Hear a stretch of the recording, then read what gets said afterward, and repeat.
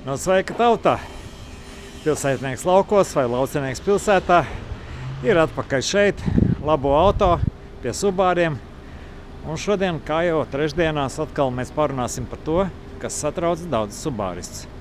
Un pēc mūsu pēdējā, vienīgā, jāteic, laiva, kas notika pagājuši trešdien, visvairāk cilvēki sāk uzdot jautājumus par to, cik bieži vai reti ir jāmaina eļļa. Proti drīzāk parādījās jautājums eļļa, eļļa, eļļa. Šodien mēģināsim ar Aināru noskaidrot, cik bieži jāmaina eļļa, kāda būtu vēlams un galu galā, kas notiek, kad eļļa sāk noplūst pa malām, netīrs nopuņķojies motors un tam līdzīgas lietas. Nedomājiet, ka viss tik vienkārši. Eļļu nomaina pie 10 vai 12 tūkstošiem un dzīvo vesels. Nekā nebija. Rekā, šekā, tu speciāli piemeklēji tādu tā kā manu Subāru, lai man tā, kā teikt, parādītu, kas notiek tad, kad neseko eļļu maiņai, vai ko, vai kā. Par to parunāsim. Vienmēr sakot, jā, šis ir ļoti izplatīts tās paudzes autodzinējs, EJ25. Dažādās modifikācijās. Dzinējs pirmoreiz parādījās tālajā pat 96. gadā, un viņš ar kaut kādām izmaiņām ir ticis pat līdz 2000, ja nemaldos, 12. gadam. Varbūt kāds eksemplārs ir pat vēlāk izlaists, bet ļoti ilgi, dažādās modifikācijās. Un pats interesantākais, ko mēs nesen piedzīvojām, jautājumus par eļļas maiņas intervāliem. Tad lūk, šis te dzinējs, kad tika izlaists vispār ražošanā, tad eļļas maiņas intervāli skaidri un gaiši 10 000 kilometri bija. Ejot gadiem, mainoties modifikācijai, bet būtiski nemainot motora pašu apakšu, bloku, eļļas maiņas intervāli palielinājās uz 15 000. Tas ir tas, kas manā auto nozares speciālista karjerā ir pamainījies un liekas, kāda te revolūcija notikusi eļļās, kas ir uzlabojies tur pašā dzinējā, ka tās eļļas maiņas intervāli ir garāki. Manuprāt, ka tas ir vairāk mārketings kā praktiskā lieta. Es nesen redzēju TikTokā vienu meistaru, kurš teica, ka īstenībā jāgriežās ir pagātnē un jāskatās sākotnēji, kādi bija šie te parametri, jo tagad marketings un plus vēl zaļā domāšana un viss tam līdzīgs, Jā, viss ir sazobē, jā, tā kā šķiet, kad vajadzētu to mašīnu uzturēt tik, cik ir paredzējis kāds ražotājs, nevis tik, cik tev viņa ir vajadzīga. Tāda ir tā sajūta. Tā, kad paiet tie gadi un dzinējs, piemēram, jau ir nokalpojis, jā, bet iespējams viņu apkalpojot savādāk, viņš būtu kalpojis ilgāk un tur pieskaroties dažām tēmām, tur pa virsbūvi, par visu, varbūt tās mašīnas šķietami būtu mūžīgas. Vismaz cilvēka mūža ziņā. Bet kaut ko neievērojot, tad sākam pāriet pie dažādām citām problēmām. Viens ir eļļa, un vēl ir citas problēmas, kas ir redzamas mums auto remonta boksā, kur remontējam agregātus. Tātad mēs tagad skatāmies uz šo te mašīnu, šo te dzinēju un zinām, kad man jāieraksta savā piezīme grāmatiņā 10 000 stabili jāmaina. Mans ieteikums 10. Cilvēks katrs var izvēlēties. Es esmu redzējis, kas atbrauc arī pēc 20, saku, aizmirsu. Brauc, tad skaidri, ka izturēt var ilgāk. Bet vai tas ir veselīgi? Cik tavā pieredzē ir daudz nobraukuši ar šādiem te dzinējiem? Kāds cipars uz spidometra ir maksimums, kādu tu esi redzējis?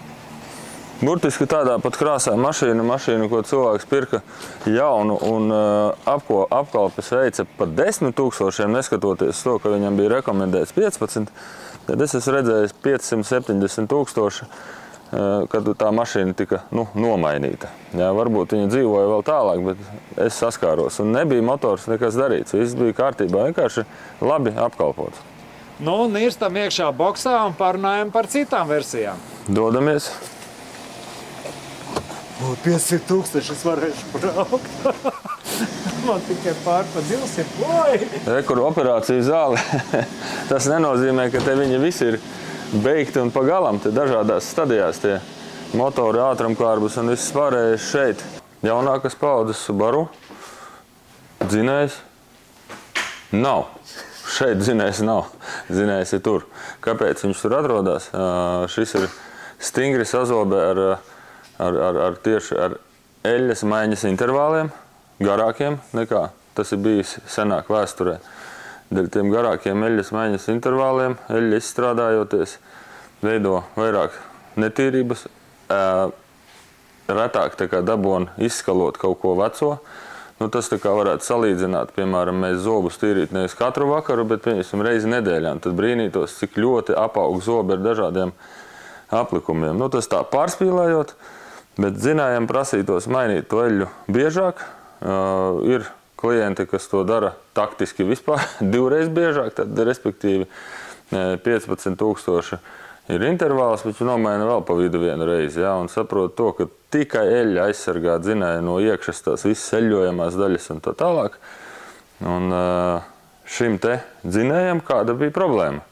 Problēma eļļas patēriņš, un nav iespējams iziet apskati ar mašīnu. Ir palielināta dūmošana. Būtībā eļļas gredzeni un kompresijas gredzeni ir pārstājuši savu darbu darīt. Ja? Tad attiecīgi izjaucot dzinēju, nomainot gredzenus, un blīvējumus dzinējs tiek atgriezts atpakaļ dzīvē. Ja? Bet šis ir pierādījums, ka kaut ko var veikt labāk, lai tam dzinējiem veiktos labāk, ja? Un tas strādātu. Bieži tehniskā apskatē mums saka, kad mums tur puņķojās dzinējs, kaut kur pil, kaut kur tek, mēs tur piesējās džeks. Mazlietiņ par to pastāst. Ko nozīmē piloši dzinēji? Piloši dzinēji. Piloši dzinēji ir tāda lieta, ka ir dzinējiem, ja var mazliet uzmest aci, tā teikt, šiem te visiem savienojama daļām. Tur vārstu vāksta, tur, kur sadales vārpstām flances nāk, tad ir galva pati, ja. Šīs te visas virsmas tiek blīvētas ar kaut ko. Ja, kurā vietā ir varbūt tikai hermētiķis, kādā citā vietā ir kāds gumijas ieliknis vai blīve. Un laika gaitā tā blīve saņemot temperatūru un pašā dzinējā iekšā ir karsts eļļas tvaiks, kartera ventilācija, kas to gumiju padara būtībā cietu. Laika gaitā viņa nepilda savu funkciju, kāpēc blīve ir vajadzīga. Tad dzinējs uzsilstot plešās, blīve plešās līdzi, saraujoties atpakaļ. Tā viņš elpo tas dzinējs.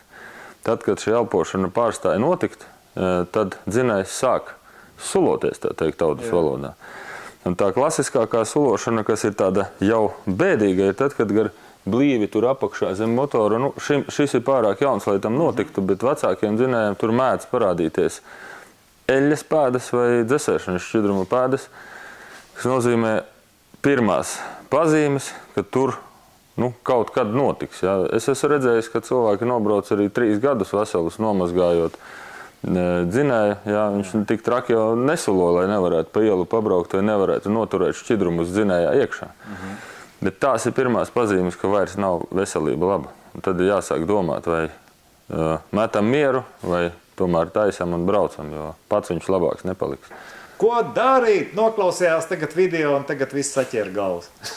Galvu diži saķert nevajag, ja mašīna šodien vēl jums brauc, tad vai jūs pats pārbaudiet vai pie kāda speciālista, vai, ja tas ir tikai konkrēti Subaru, tad laipni lūgtu mūsu autoservisā, mēs pārbaudīsim, kas jau ir darīts, un ieteiksim tādu vēlamo apkopju grafiku.